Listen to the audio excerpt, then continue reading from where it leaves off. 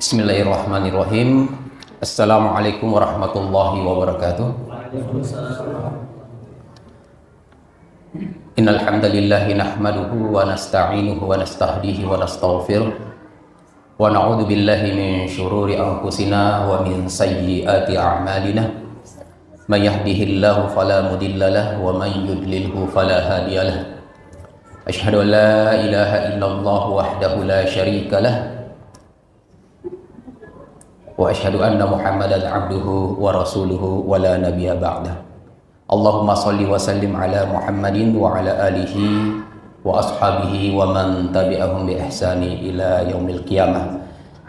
Bapak Ibu jamaah salat maghrib yang insyaallah akan dilanjutkan sampai salat isya. Mudah-mudahan kita senantiasa dirahmati oleh Allah Subhanahu wa taala dan majelis kita dilindungi oleh malaikat-malaikat Allah Subhanahu wa taala, diberkahi oleh Allah Subhanahu wa taala. Bapak Ibu yang berbahagia yang dimuliakan oleh Allah Subhanahu wa taala, ada banyak nikmat yang Allah Subhanahu wa taala berikan kepada kita sekalian, termasuk nikmat menuntut ilmu seperti ini. Ini adalah merupakan nikmat yang sangat luar biasa. Ini hampir-hampir ada yang mengatakan nikmat menuntut ilmu itu hampir-hampir sama dengan nikmat panggilan haji. Kenapa? Karena hanya segelintir dari kaum muslimin yang terpanggil hatinya untuk menuntut ilmu. Sedangkan menuntut ilmu adalah fardu. Ya, bahkan ulama mengatakan fardu ain, khususnya ilmu syariat. Karena bagaimana kita bisa beribadah dengan benar, bagaimana kita bisa beribadah dengan baik, bagaimana kita bisa betul-betul sudah benar ikhlas beribadah kepada Allah kalau kita tidak mengetahui tuntunan Rasulullah SAW. Dan semuanya itu melalui majelis-majelis zikir atau majelis-majelis ilmu seperti ini. Bapak Ibu yang berbahagia yang dimuliakan oleh Allah Subhanahu wa taala, kemudian salawat dan salam kepada Rasulullah SAW, kepada keluarga-keluarganya, para sahabat-sahabatnya, para tabi'in dan ulama-ulama kita, dan juga kaum muslimin dan muslimat yang berada di masjid Al-Mubarak ini. Ya, sesuai dengan namanya tentunya kita diberkahi insyaallah oleh Allah Subhanahu wa taala. Bapak Ibu yang berbahagia, mudah-mudahan kita istiqamah menuntut ilmu. Karena Rasulullah SAW mengatakan man salaka tariqan yaltamisu fihi ilman sahhalallahu lahu bihi tariqan ilal jannah. Jadi kita menuntut ilmu seperti ini adalah salah satu cara kita untuk meraih jannah, surga Allah Subhanahu wa taala. Ada banyak jalan-jalan menuju ke surga dan diantaranya adalah menuntut ilmu. Bapak Ibu yang berbahagia yang dimuliakan oleh Allah Subhanahu wa taala, walaupun hadis arba'in ini mungkin sudah berjalan, tapi saya baru pertama dan lumayan jauh Pak Ibu. Kalau dari rumah ke sini, saya tinggal di Barumbun dekat Takalar. Ya, untung-untungnya tadi saya dihubungi sudah ada di Ma'had Al-Bir. Makanya saya izin Bapak Ibu sekalian, style saya ini style kantor. Ya, tidak pakai sarung. Saya tidak biasa juga tidak sarungan kalau mengisi majelis taklim. Pasti saya sarungan. Tidak biasa saya pakai celana panjang. Kecuali hari ini. Ya, karena saya sudah di kantor. Ya, kemudian saya dihubungi, lama baru saya jawab. Saya pulang dulu ke Barumbung, ke Perintis, jauh nih. Jadi saya katakan, saya izin tidak pakai sarung. Bapak Ibu yang dimuliakan oleh Allah Subhanahu wa taala, saya asli Selayar. Orang Selayar, kebetulan saya menuntut ilmu di Sudan selama 6 tahun. Perlu Bapak Ibu ya, untuk perkenalan diri, supaya kita saling mengenal. Saya atas nama Muhammad Yasin, orang Selayar asli. Kemudian 2008 saya mulai kuliah di Sudan, S1 sampai S2 selesai 2014. Kemudian kembali mengajar, membina di pondok pesantren, di salah satu pesantren di Selayar. Kemudian di 2018 baru saya dipanggil untuk mengajar di Ma'had Al-Bir Unismu Makassar. 2020 saya sudah berhome base di KPI, Komunikasi Penyiaran Islam di Unismu. Jadi saya di Al-Bir, sebagian badan saya, tapi sebagian ada di Unismu, ya, prodi PBA, KPI 2020. 2023 kemarin, 2023 saya pindah home base ke prodi PBA bersama dengan Ustadz Abdillah. Sekarang sama beliau di PBA, Pendidikan Bahasa Arab, karena memang di situ keilmuan saya. S1 saya sastra Arab, S2 pendidikan bahasa Arab. Bapak Ibu yang berbahagia, yang dimuliakan oleh Allah Subhanahu wa taala, ya, saya disampaikan bahwa kita sudah masuk di hadis yang ketujuh, Pak, ya. Hadis ketujuh. Jadi ya, hadis yang ketujuh. Jadi hadis yang pertama itu tentang amal tergantung daripada niatnya. Mudah-mudahan sudah ada ibu-ibu di belakang yang hafal hadisnya dari 1 sampai 6. Dihafal, Bu. Ya, saya pernah mendapat salah satu sekolah SD, ya, SDIT, persyaratannya itu minimal Arba'in An-Nawawi ini sudah dihafal tamat SD. Jadi kalau 6 tahun insya Allah hafal. Yang penting sekolah itu menjadikan betul ini sebagai kurikulumnya. Misalnya hadis 1 dan 2, 3, atau hadis 1 dan 2 saja kelas 1. Ya. Hadis ke-2 sampai hadis ke-10 kelas 2. Hadis ke-11 sampai hadis sedikit-sedikit. Insya Allah hadis arba'in terhafal. Ya. Baik, Bapak Ibu yang dimuliakan oleh Allah Subhanahu wa taala, kita juga demikian bisa menghafal.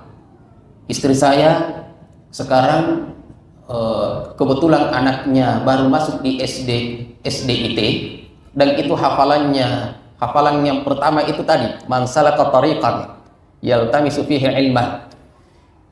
Akhirnya karena tidak mau kalah dengan anaknya, semua yang ada di buku hadisnya anaknya itu saya wajib hafal ini.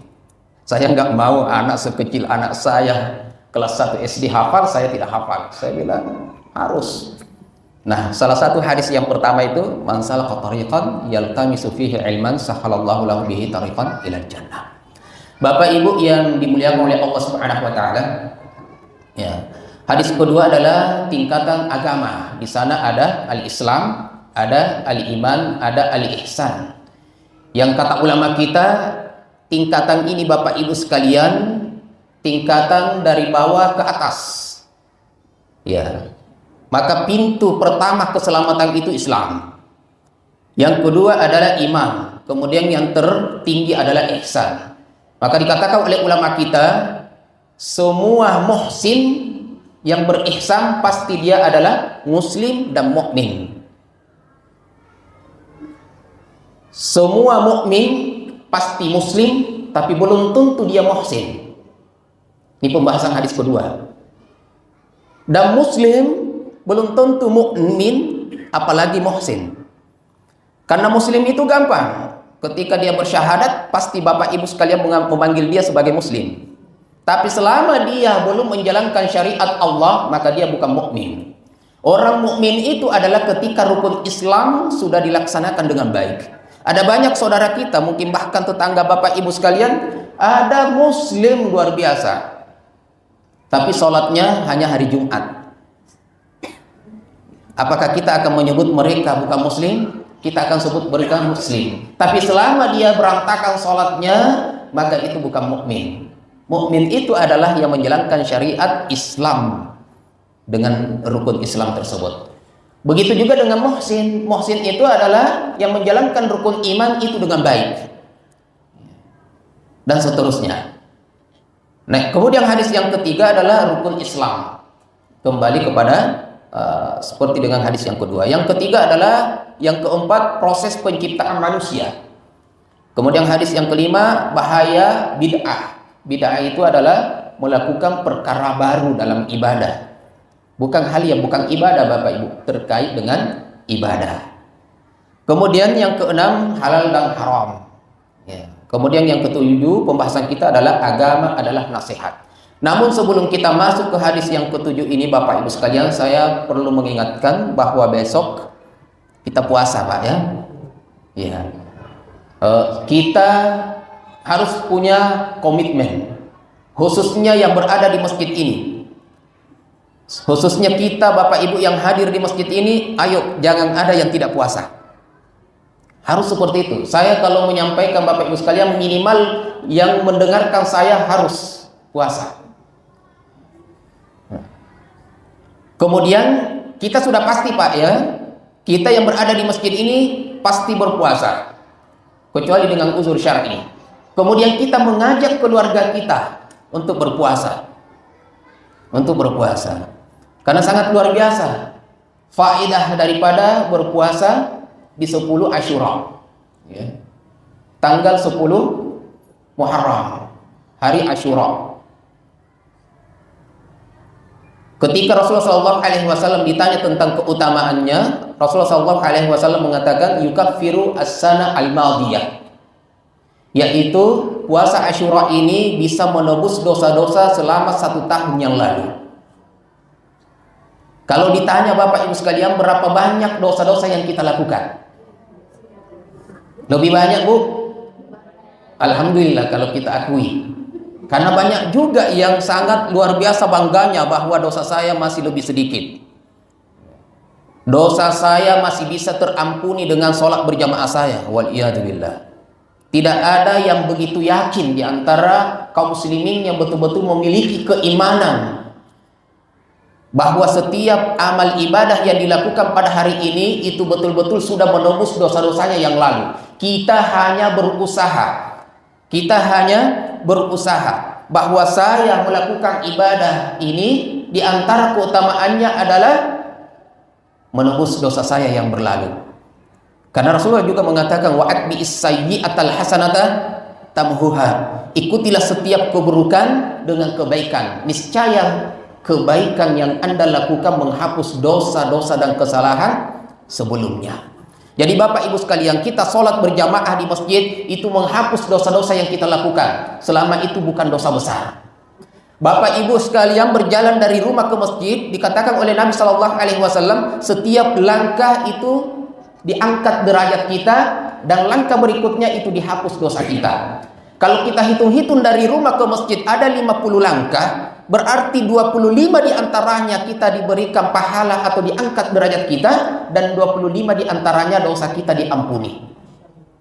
Belum kita sholat sunnahnya, belum kita wudhunya Bapak Ibu sekalian. Dan disarankan siapapun kita, selama ada keringanan di rumah kita, mari kita berwudhu di rumah sebelum datang ke masjid.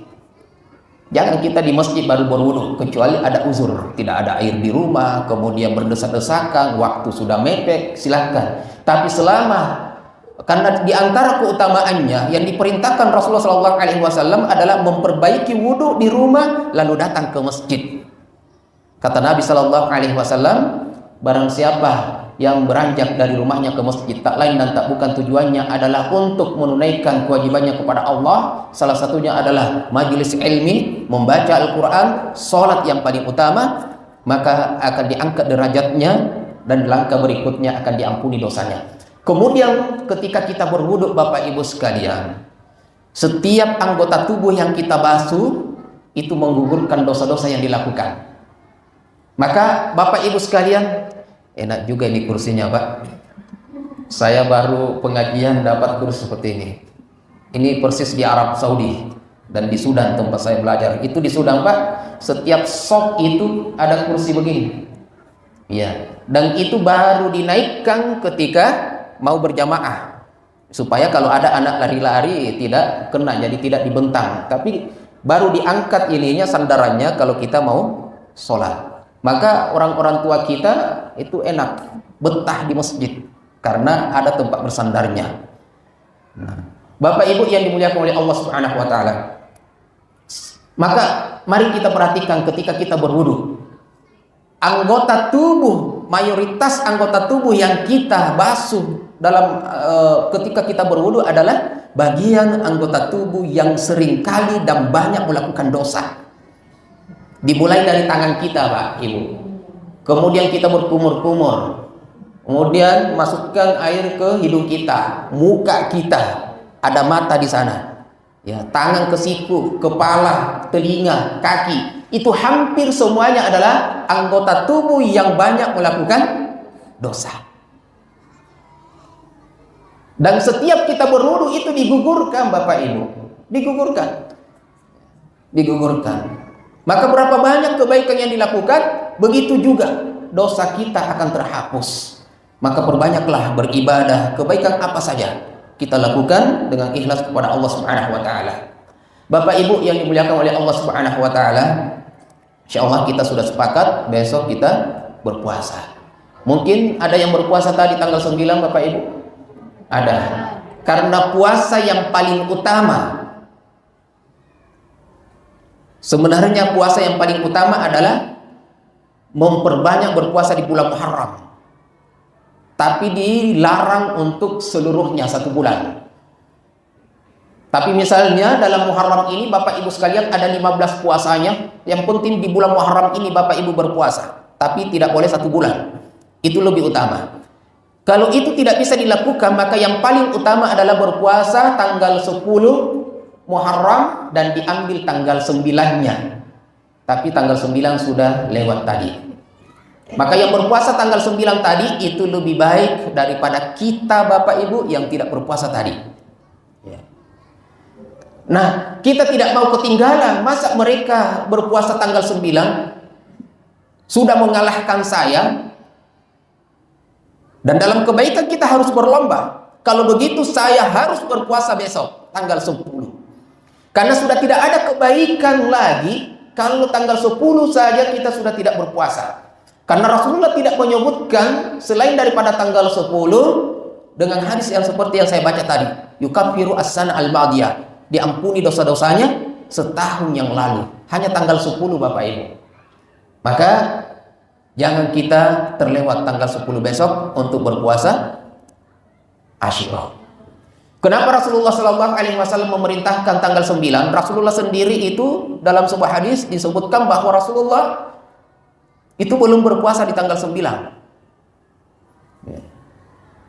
Tetapi Rasulullah SAW memberikan isyarat, mengatakan kalau saya masih mendapati tahun depan Muharram yang akan datang, maka saya akan berpuasa di tanggal 9. Tapi Rasulullah SAW di Rabiul Awal belum sampai ke Muharram sudah wafat. Sekiranya Rasulullah masih hidup sampai di Muharram, maka Rasulullah akan berpuasa di tanggal 9. Nah, ini isyarat kepada kita untuk berpuasa di tanggal 9. Salah satunya adalah untuk menyelisihi, dalam hadis Ibnu Abbas disebutkan, untuk menyelisihi orang-orang yang Yahudi dan Nasrani yang mereka berpesta porah di tanggal 10 Muharram itu. Kita berpuasa.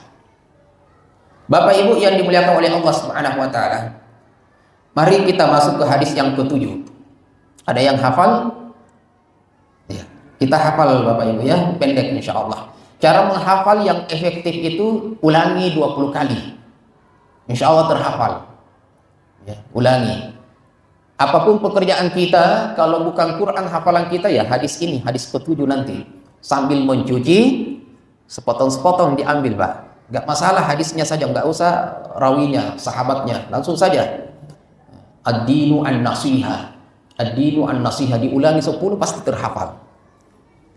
Kita ingin menghafal seperti surat Al-Fatihah. Saya tanya Pak, Ibu, siapa yang lupa surah Al-Fatihah? Nggak ada. Saya sering sampaikan ke mahasiswa, bagaimana hafalan kalian? Hari ini hafal, besok lupa? Kenapa surat Al-Fatihah tidak bisa dilupa? Karena diulang setiap hari. Berarti cara menghafal yang paling ideal adalah diulang-ulang setiap hari. Diulang-ulang setiap hari. Kita mau melupakan surah Al-Fatihah pun tidak bisa terlupakan. Sedangkan surat yang lain mungkin mau diingat pun tidak teringat-ingat. Apa? Iya kan, Ibu? Nah, saya sudah tua. Tidak menjadi ukuran Bapak Ibu. Berapapun yang kita dapat, hafal saja. Ya, Apapun yang baik, hafal saja Bapak Ibu. Ayat maupun Quran, 1 ayat, 2 ayat, 1 hadis saja, hafal saja. Bapak Ibu yang dimuliakan oleh Allah Subhanahu wa taala, bisa jadi dengan keutamaan itu yang menyebabkan kita masuk surga. Kita tidak akan sama-sama semua penyebabnya masuk surga. Ibadah kita secara umum ini adalah ibadah yang semua orang lakukan.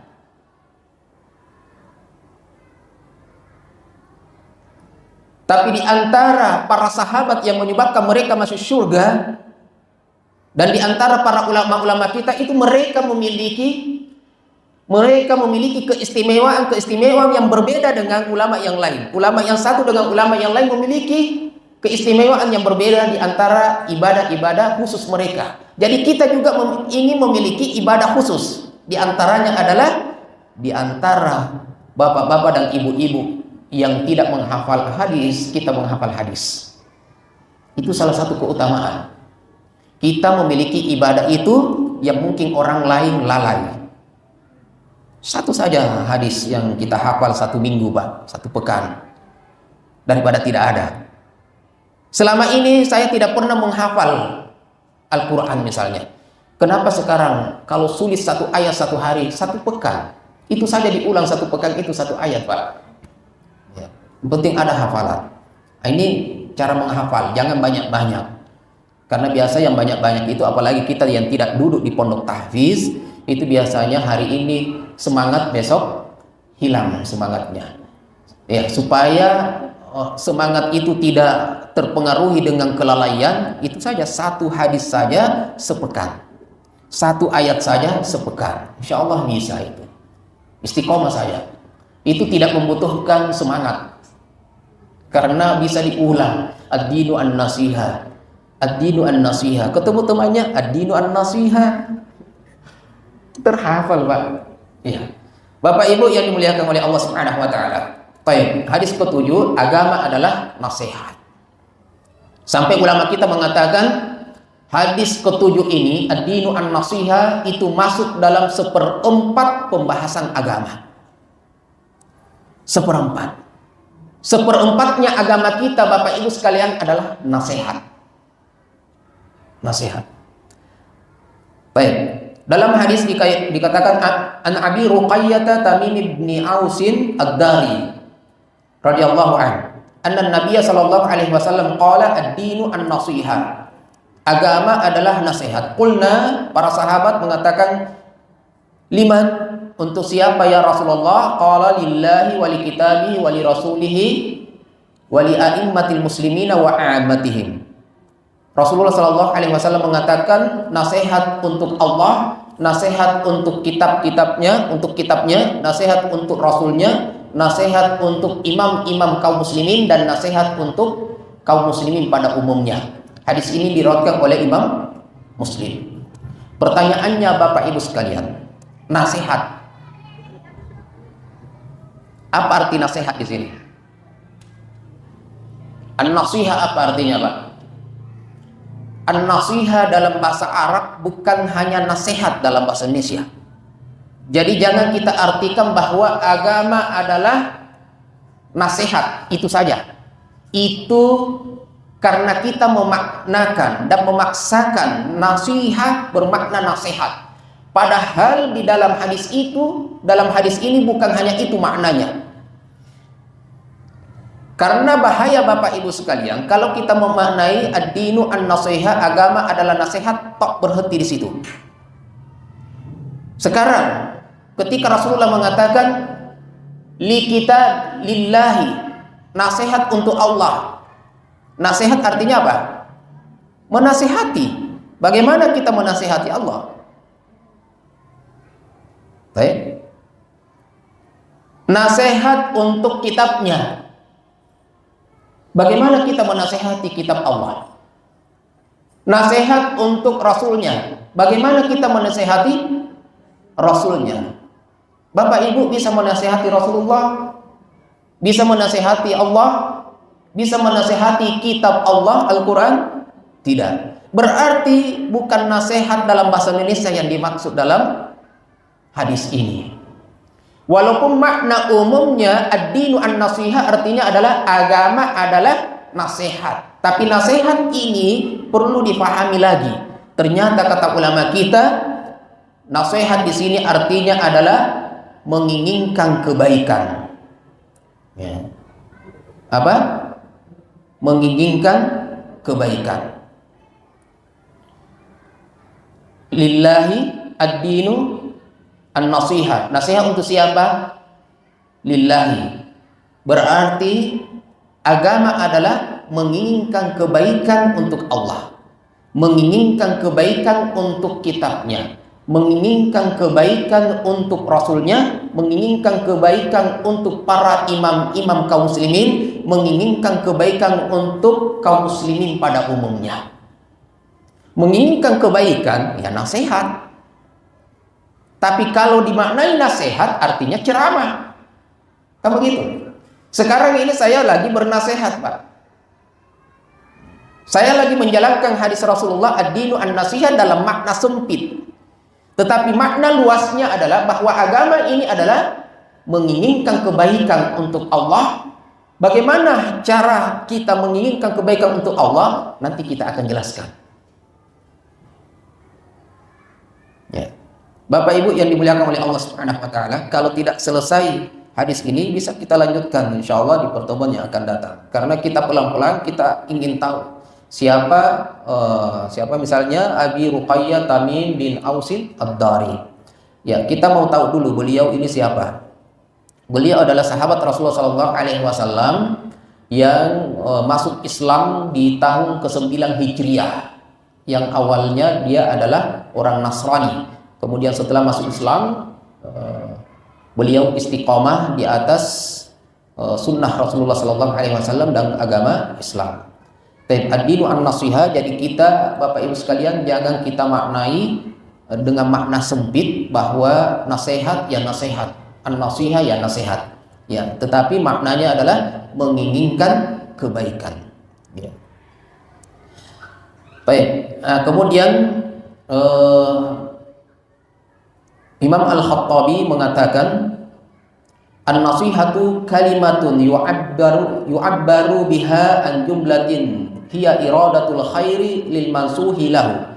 Jadi beliau yang memaknai an-nasihat di sini. Beliau mengatakan nasihat adalah kalimat ungkapan yang bermakna mewujudkan kebaikan kepada yang ditujukan nasihat.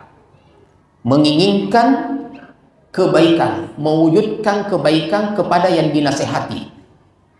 Jadi kalau agama adalah an-nasihatu lillahi, maka agama adalah untuk mewujudkan kebaikan untuk Allah. Li rasulihi berarti menginginkan kewajiban mewujudkan kebaikan untuk rasulnya, untuk mewujudkan kebaikan untuk kitabnya dan seterusnya. Ini adalah yang dimaknai oleh Imam Al-Khattabi rahimahullah ta'ala. Ya. Beliau adalah Abu Sulaiman Hamdu bin Muhammad bin Ibrahim bin Al-Busti Al-Khattabi Asy-Syafi'i rahimahullah ta'ala yang wafat tahun 388 Hijriah. Bapak Ibu yang dimuliakan oleh Allah Subhanahu wa taala. Ya. Kemudian ini sangat luar biasa hadis ini. Ketika kita mengatakan ad-dinu an-nasiha, agama adalah nasihat, maka yang tergambar di benak kita, di pikiran kita bahwa agama itu ya hanya nasihat. Kan begitu? Seakan-akan agama adalah nasihat, nasihat adalah agama. Ketika saya mengatakan ini adalah air, ya maka ini adalah air, bukan makanan. Maka yang tergambar kalau kita maknai seperti itu, ad-dinu an-nasiha, maka yang tergambar adalah agama adalah nasihat. Seakan-akan seluruh agama ini adalah nasihat. Kan begitu? Ya. Makanya ulama kita mengatakan ad-dinu an-nasiha ini masuk ke dalam 1/4 pembahasan agama. Ya, pembahasan agama. Artinya inti besarnya daripada agama ini ada pada an-nasiha. yaitu menginginkan kebaikan kepada empat yang kita sebutkan tadi. Jadi agama ini Bapak Ibu sekalian, keseluruhannya adalah menginginkan kebaikan untuk Allah, menginginkan kebaikan untuk kitabnya, menginginkan kebaikan untuk Rasulnya, menginginkan kebaikan untuk para imam-imam kaum muslimin, menginginkan kebaikan untuk para kaum muslimin. Apalagi yang kurang?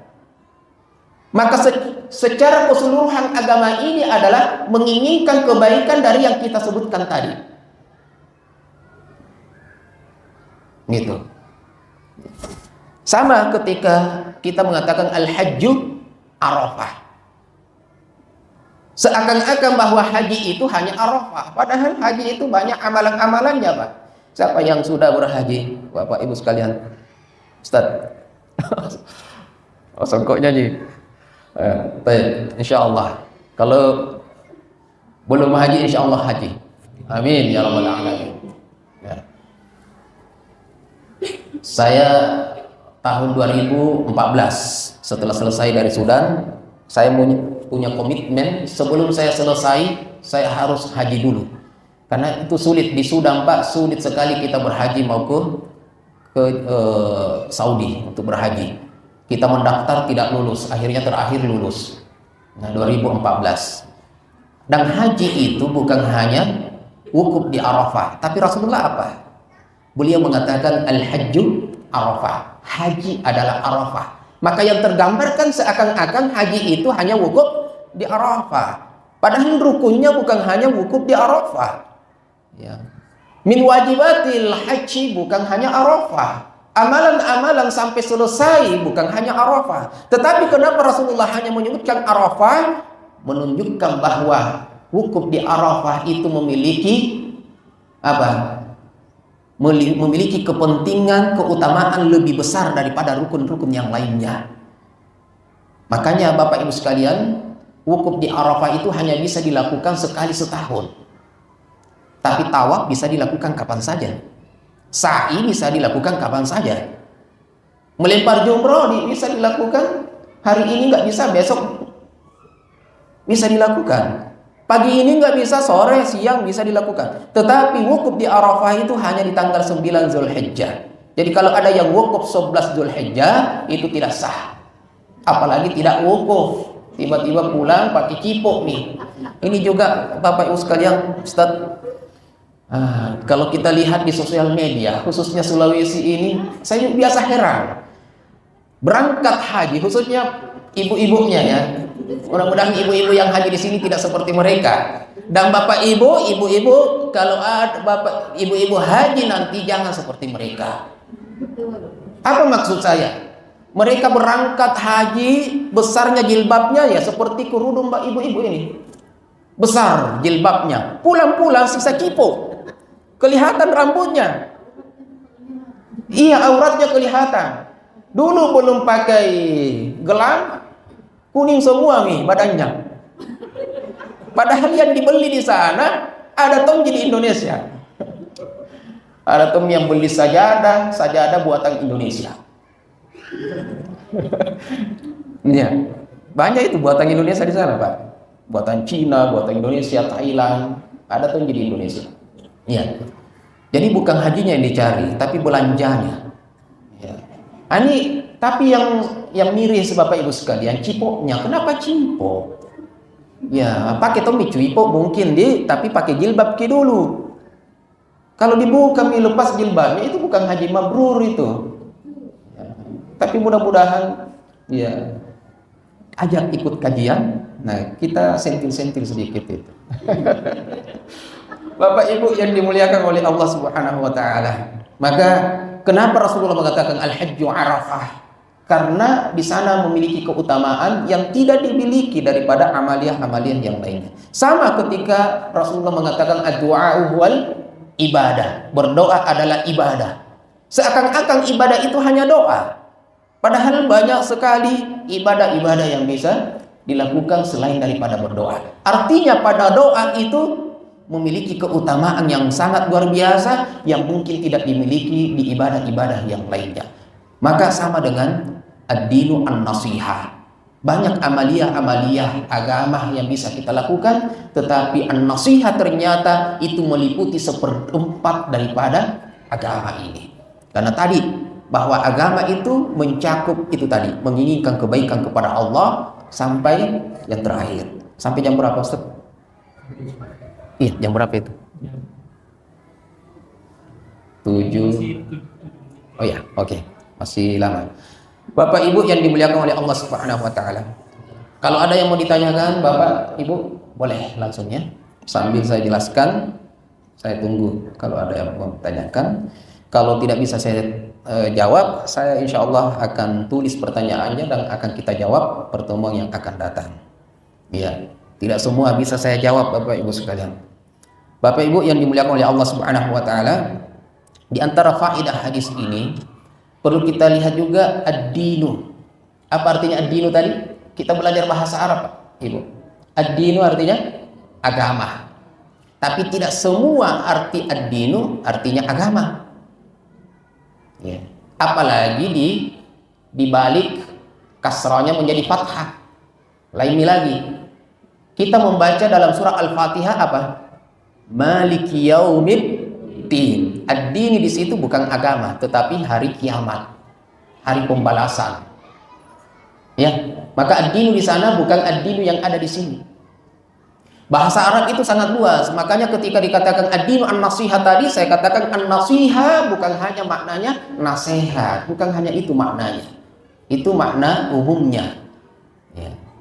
Baik. Ad-dinu agama, ad-dinu hari pembalasan. Ad-dainu utang. Ya. Utang. Perbedaannya hanya kasrah dengan fathah. Ad-dainu artinya utang. Ya. Baik. Faedah yang pertama. Kemudian yang kedua, ya, nasihat itu penting karena Nabi Shallallahu Alaihi Wasallam menjadikannya bagian daripada agama. Sampai Rasulullah mengatakan ad-dinu an-nasihah, menunjukkan bahwa nasihat itu sangat penting. Yang ketiga, pengajaran Rasulullah SAW. Ketika Rasulullah SAW dalam hadis ini menyebutkan secara umum kemudian dirinci. Itu faedah yang pertama. Rasulullah tidak menyebutkan an-nasihatu lillahi wa li kitabihi wa li rasulihi, tidak langsung, tetapi Rasulullah mengatakan ad-dinu an-nasihah. Kenapa Rasulullah tidak langsung jelaskan? Nah, ini bahwa Rasulullah SAW ingin supaya para sahabat ya, atau yang mendengarkan mengetahui pohonnya atau pokoknya pembahasan ini, yaitu dari umum ke khusus, baru dirinci. Yang kedua, Rasulullah terkadang ketika menyebutkan secara umum, Rasulullah itu terdiam, menunggu para sahabat bertanya. Salah satu faedahnya. Dan para sahabat pasti bertanya. Itu juga keutamaannya para sahabat. Yaitu para sahabat menginginkan pelajaran yang baru, selalu menginginkan hal yang baru dari Nabi. Maka ketika Rasulullah mengatakan ad-dinu an-nasihat, sahabat pasti tahu bahwa Rasulullah akan menjelaskan setelah itu. Tapi karena rasa ingin tahunya itu tinggi sekali, sebelum Rasulullah menjelaskan, bertanya memang nih, liman. Kalau kita kan biasanya dibilang apa? Ya tunggu dulu, sabar kok. Tapi Rasulullah ketika mengatakan ad-dinu an-nasiha, para sahabat langsung, liman? Untuk siapa ya Rasulullah nasihat itu? Rasa ingin tahunya para sahabat itu sangat luar biasa. Nah, baik. Jadi haus dengan ilmu. Kemudian di antara faedahnya adalah Rasulullah Shallallahu Alaihi Wasallam menyebutkan dari yang terpenting, kemudian yang penting dan yang terpenting berikutnya. Makanya perhatikan Bapak Ibu sekalian, kita selalu mau mengambil faedah. Setiap hadis kita harus mengetahui faedahnya. Walaupun kita sami'na wa ata'na, tapi kita ingin mengetahui penjelasannya dan asbabnya kenapa. Jadi Rasulullah kenapa mengatakan ad-dinu an-nasiha, kemudian dikatakan an-nasiha lillahi wa li kitabihi. Kenapa Rasulullah tidak mengatakan li a'immatil muslimin lillahi wa li rasulihi wa li wali kitabihi, artinya dicampur saja. Tapi betul-betul Bapak Ibu sekalian, kalau kita perhatikan itu dari derajat yang tertinggi sampai yang terendah tingkatannya. Ya. Paham Bapak Ibu? Jadi yang pertama, nasihat untuk siapa?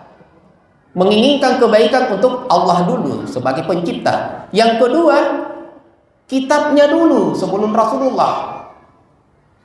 Karena Rasulullah tidak akan disebut sebagai Rasul kalau tidak sampai kepadanya harus ada wahyu, yaitu kitabnya Al-Quran. Dan Al-Quran ini sudah duluan ada sebelum Rasulullah, Lauhil Mahfuz. Ya. Kemudian Rasulullah, faedahnya adalah Rasulullah SAW akan wafat, sedangkan Al-Quran ini sampai hari kiamat tetap akan ada. Maka Al-Quran derajatnya lebih tinggi daripada Rasulullah, walaupun kedua-duanya penting. Jangan kita menganggap bahwa berarti tidak ada. Ini kita mengambil dari hadis ini faedahnya. Al-Quran ini tetap akan ada Bapak Ibu sekalian sampai hari kiamat, sedangkan Rasulullah sudah tidak ada bersama kita. Berarti ya urutannya seperti itu. Jadi nasihat untuk Allah, nasihat untuk kitabnya, nasihat kepada Rasulnya, nasihat untuk para imam, para pemerintah, dan nasihat untuk kaum muslimin pada umumnya. Itu berurut Bapak Ibu sekalian. Jadi enggak dari bawah sampai ke atas. Ini juga menggambarkan, memberikan kepada kita cara mengajar dan menjelaskan yang baik, dari yang terpenting kepada yang terpenting berikutnya sampai yang terendah. Bapak Ibu yang dimuliakan oleh Allah Subhanahu wa taala, begitu juga dengan mengamalkan dari yang terpenting kepada yang berikutnya. Makanya ketika yang wajib sudah mau dilaksanakan, yang sunnah gugur. Yang sunnah gugur. Ada banyak faedah yang bisa kita ambil daripada hadis ini. Bapak Ibu yang dimuliakan oleh Allah Subhanahu wa taala. Nah, kita belum masuk apa maksud daripada an-nasiha lillahi. Nasihat untuk Allah itu seperti apa? Ini kita akan bahas sampai nasihat kepada kaum muslimin. Nah, minimal kita ambil an-nasiha lillah.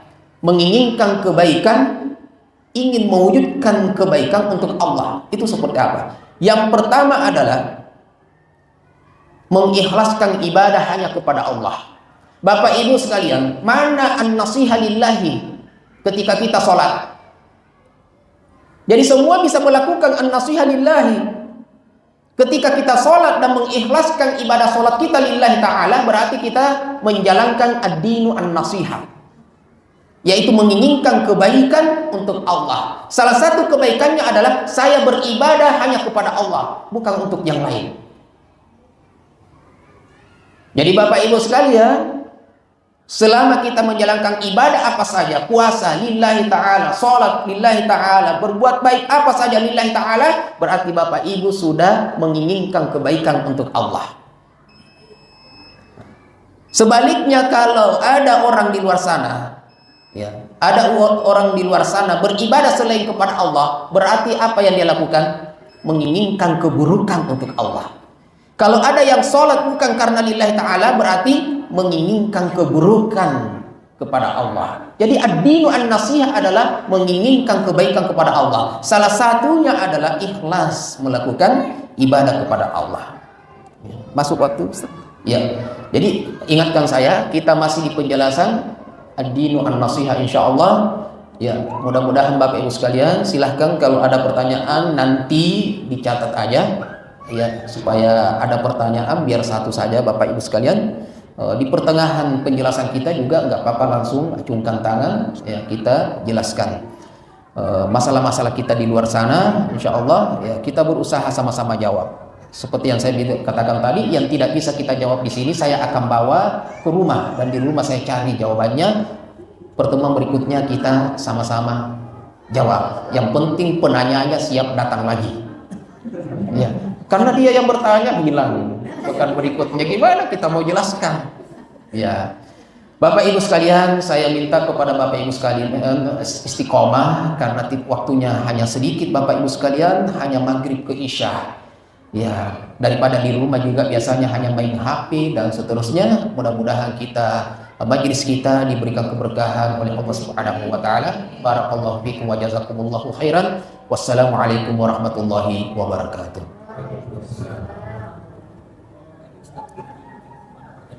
Ya, silakan.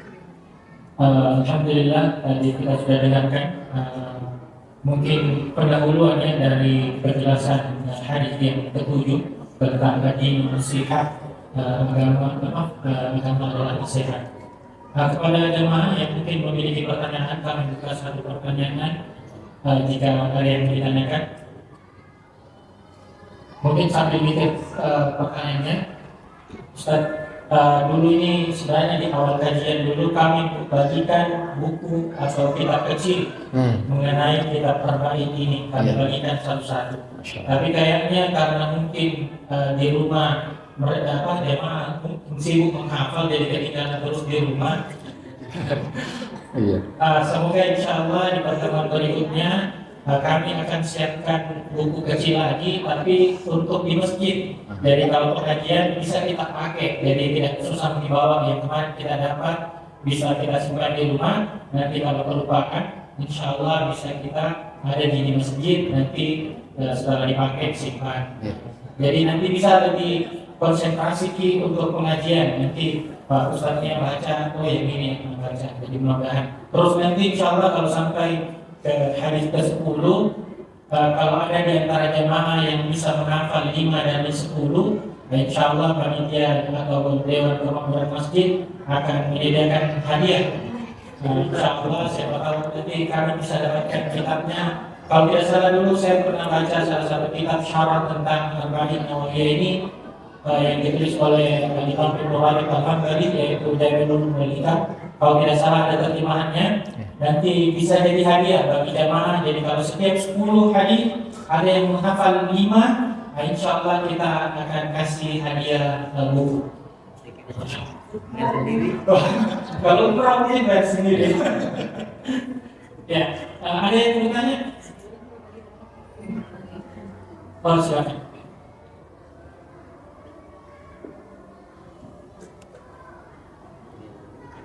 Assalamualaikum warahmatullahi wabarakatuh. Waalaikumsalam. Alhamdulillah. Puji syukur kita panjatkan kepada Allah, malam ini kita kedatangan yang sangat hebat menurut saya. Untuk ilmu sampai ke surga. Kita memperoleh ilmu hanya di sini saja, tanpa keluar biaya. Itu keberuntungan kita pada malam hari ini. Ada pertanyaan yang barangkali perlu mendapat pencerahan dari Ustaz, yaitu tadi sudah dijelaskan mengenai jaminan untuk berdoa baik atau dengan berdoa kepada Allah Subhanahu wa Ta'ala. Mungkin sepintas mungkin bisa dijelaskan bentuknya atau implementasinya bagaimana. Itu yang pertama. Yang kedua, ada beberapa pendapat tentang haji. Tadi situ masalah haji. Ada yang berpendapat bahwa haji tidak perlu, gelar haji itu tidak perlu ditulis di belakang di awal nama. Nah, ini perlu juga penjelasan karena utamanya kita di Sulawesi Selatan dari dipanggil haji ada kesini. Walaupun hajinya haji Ciko tadi, atau haji pesta. Saya juga pernah ke sana tahun 2003. Dari kadang saya pakai haji, kadang juga tidak. Tidak ke situ dan tidak panggil. Mau penjelasan apakah kalau kita pakai haji itu masuk golongan beda? Ini kedua, karena ada juga ustaz-ustaz yang mengatakan tidak boleh. Ada juga bisa saja karena haji itu mahal, Pak. Mahal. Kalau menunggu 15 tahun. 60 juta.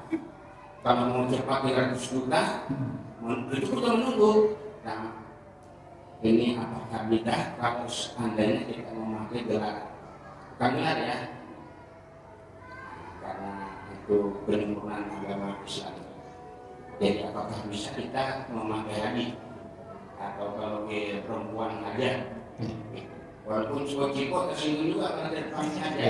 Terima kasih. Assalamualaikum warahmatullahi wabarakatuh. Waalaikumsalam warahmatullahi wabarakatuh.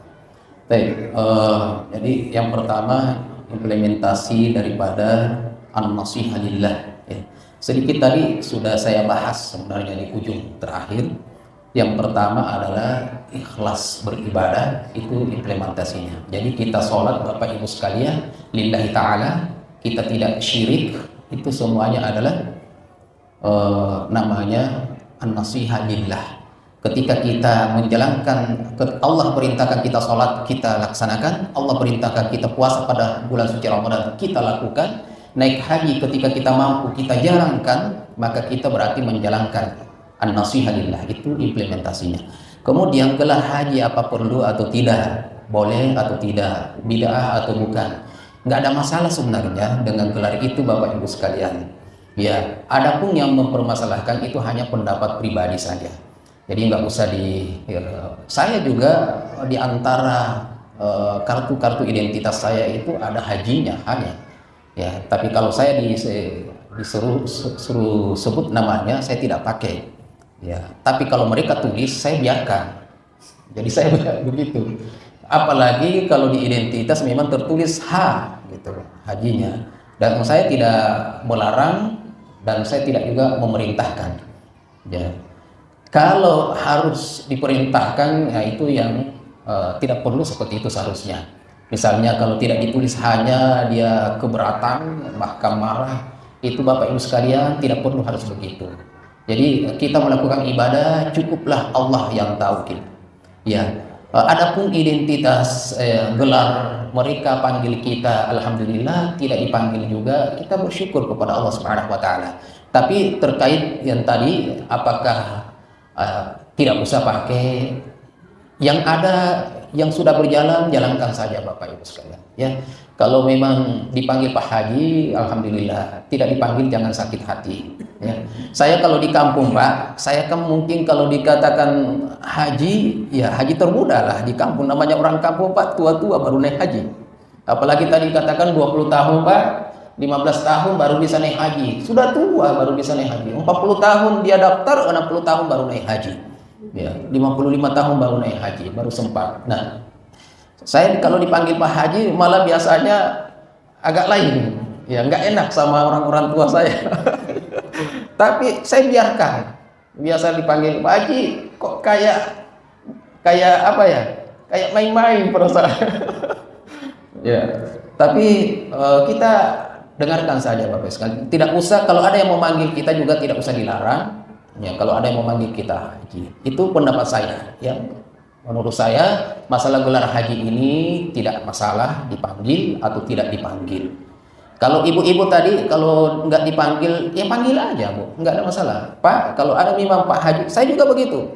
Siapapun misalnya, kecuali kalau kita misalnya sesama ustadz itu tidak ada yang kita saling memanggil haji, karena kita sama-sama paham. Tapi kita juga harus memahami budaya kita di Indonesia, khususnya di kampung kita Pak, ya di daerah kita. Kalau memang dia sudah berhaji, ya panggil aja Pak Haji. Yang menyenangkan orang itu ibadah juga. Ya, ibadah juga. Insya Allah tidak dilarang Pak Haji. Dan kata al-hajj itu di Sudan juga, di negara Sudan itu, walaupun tidak dipanggil hajnya atau ditulis hajnya kepada terhadap namanya di awal, tapi kalau mereka memanggil kita itu dipanggil hajj juga. Hajj, ta'al, ya hajj. Mereka kalau tahu Pak kita sudah berhaji dipanggil hajj juga. Ya, itu di Sudan. Artinya budaya kita nggak sendiri itu kata haji. Ya. Jadi nggak apa-apa kalau memang ada yang sukanya dipanggil haji, panggil aja Pak Haji, Ibu Haji. Karena memang ya seperti tadi dikatakan mahal itu. Iya.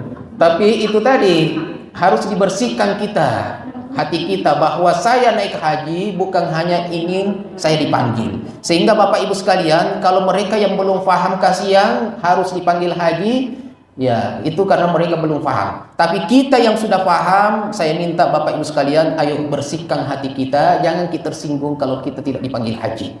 Ya, jangan makin tersinggung. Insya Allah, Allah lebih tahu kalau kita sudah hajinya mabrur. Mereka walaupun tidak memanggil kita haji, insya Allah mereka tahu kalau kita sudah menunaikan ibadah itu. Ya, insya Allah. Bapak Ibu sekalian, saya kira demikian. Tapi Ya. itu tidak beda. Tidak, insya Allah tidak. Ya, itu tidak masuk ke ranah ibadah. Ya, begini Pak, masalah bid'ah sedikit saya sampaikan. Masalah hal yang bid'ah ini memang sensitif. Ya. Banyak yang mengartikan kata bid'ah sampai hal-hal sarana prasarana juga disebut bid'ah. Sampai ada yang mengatakan kalau begitu Anda sebutkan bid'ah tidak boleh, Anda sendiri memaki bid'ah. Saya bantah kalau yang itu, Pak. Bid'ah yang disebutkan dalam hadis Nabi SAW itu terkait dengan urusan agama, ibadah. Artinya kalau ada urusan ibadah kita membuat yang baru yang belum dilakukan oleh Nabi, itu namanya bid'ah. Misalnya Bapak Ibu sekalian sholat zuhur jam 9, itu bid'ah. Sholat zuhur 6 rakaat, itu bid'ah. Kenapa? Karena itu semua ibadah. Tapi kalau terkait bukan ibadah, apakah saya kalau dipanggil haji atau tidak dipanggil haji, itu ibadah? Bukan, berarti bukan bid'ah. Apakah saya punya HP, tidak punya HP, dapat pahala? Enggak ada urusannya dengan pahala. Saya punya HP dengan, berarti ini bukan bid'ah. Urusan-urusan hal yang terkait dengan masalah keduniaan, urusan yang tidak terkait dengan ibadah, maka itu tidak disebut dengan bid'ah dalam hadis Nabi. Hadis Nabi yang mengatakan kullu bid'atin dalalah, setiap bid'ah perkara baru itu adalah sesat, dalalah perkara baru dalam urusan agama, Pak. Ya. Selain daripada urusan agama jangan dimasukkan, jangan dipaksa masuk. Oh, Ustadz Yasin juga punya HP, punya bid'ah, punya laptop. Di zaman Nabi nggak ada laptop. Kan banyak yang mengaitkan seperti itu. Ada ustadz mengatakan kita tidak boleh melakukan bid'ah. Itu kan hadis Nabi, Pak ya. Semua bid'ah itu adalah sesat. Itu siapa yang mengatakan? Nabi. Kita hanya menyampaikan. Cuma biasa yang pertama, yang menyampaikan tidak lengkap penyampaiannya. Yang kedua, yang mendengarkan tidak faham. Iya. Jadi ini tanda kutip, ini urusan agama, urusan dunia tidak termasuk. Makanya ketika Rasulullah ditanya tentang urusan dunia, Rasulullah mengatakan antum a'lamu bi umuri dunyakum, kalian lebih paham tentang urusan dunia kalian. Di zaman saya seandainya Nabi ada, di zaman kami tidak ada HP misalnya, di zaman kalian ada HP, gunakan HP itu. Ya. Masa kita tidak bisa menggunakan pesawat ke Saudi untuk menunaikan ibadah haji? Itu kan bid'ah. Tapi urusannya bukan ibadah, urusannya adalah dunia. Pertanyaannya Pak, kalau saya jalan kaki ke Saudi, ada yang naik sepeda ke Saudi, boleh atau tidak? Ya boleh. Apakah saya dapat pahala kalau naik pesawat?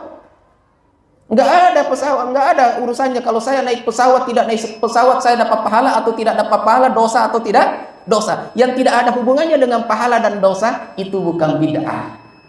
Paham Bapak Ibu sekalian? Nah, ini yang dapat saya sampaikan. Barakallahu fikum. Assalamualaikum warahmatullahi wabarakatuh.